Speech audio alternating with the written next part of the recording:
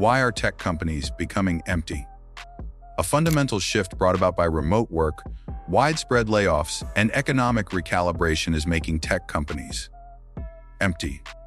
Large office premises are no longer necessary because many businesses have adopted hybrid or entirely remote models since the outbreak. AI-powered automation and cost-cutting initiatives have also reduced office footprints and workforce sizes. Rather than an industrial collapse, this change is a planned progression toward efficiency, flexibility, and new work cultures. Innovation persists, frequently outside of conventional corporate campuses, even though offices seem to be empty. Number 6. Massive layoffs and workforce reduction. Since 2022, the tech sector has been experiencing a significant and continuous wave of layoffs, which has gotten worse through 2024 and is still going strong in 2025. Over 90,000 jobs had been eliminated worldwide by the middle of 2025, with the United States responsible for over 3/4 of those layoffs.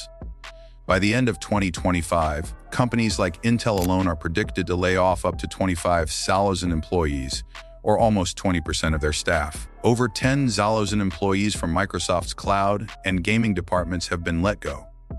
Despite unprecedented revenues, Meta has laid off thousands of employees, which is more indicative of a strategic shift than of straightforward financial difficulties.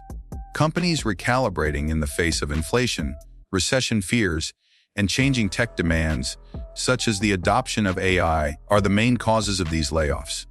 For instance, Amazon integrated AI automation techniques and cut 14,000 corporate jobs in 2025. Local economies that rely on employee foot traffic and auxiliary company income have been disrupted by the magnitude and severity of these worker cutbacks, which have left tech campuses glaringly underpopulated. Because of the wave's profound effects, the industry is predicted to experience about 235,000 layoffs overall by the end of 2025, or about 646 job cuts every day, highlighting a broad shift in tech employment patterns. Number 5. Shift to remote and hybrid work. A significant shift in work practices within tech organizations was sparked by the COVID-19 epidemic. After proving that remote work could either maintain or increase productivity, most businesses decided to keep offering flexible scheduling instead of going back to full office occupancy. Companies like Shopify, Dropbox, and Twitter have adopted remote-first or hybrid policies, which provide employees flexibility in terms of where and when they work. Large, concentrated office spaces are no longer as necessary as they once were, especially in pricey tech metro centers.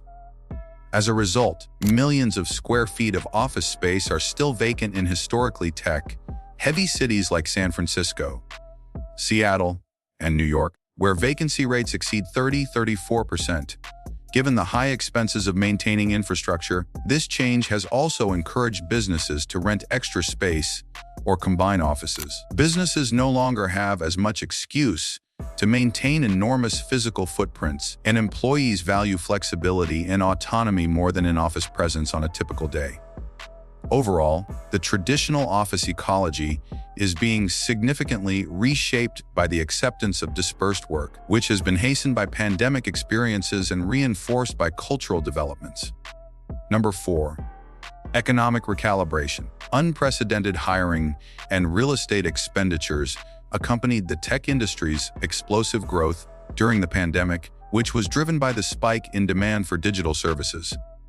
However, the increase of tech demand for many areas slowed or even stopped as global economies recovered and consumer behavior returned to offline pursuits. High interest rates, economic uncertainty, and inflationary pressures have reduced profit margins, causing businesses to reevaluate their staffing requirements and operating expenses. As a result, there has been a methodical recalibration of the economy, marked by business unit reorganization, strategic downsizing, and the sale of non-core assets. Businesses have realigned workforce sizes with current revenue projections and terminated or renegotiated office leases to cut overhead in high-rent areas. For instance, businesses have redirected their attention toward profitable, sustainable growth areas and pulled out of overly ambitious projects.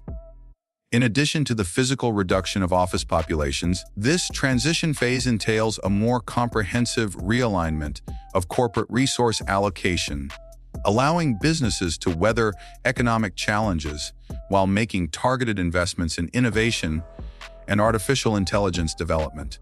Number 3, rise of AI and automation. The tech workforce is changing dramatically due to the influence of automation technologies and artificial intelligence. Previously requiring large human teams, advanced AI solutions now handle tasks in development, customer support, marketing, and content moderation. Up to 30% of new code at organizations like Microsoft is generated by AI-assisted coding tools like GitHub Copilot, which eliminates the need for several software engineers and support personnel.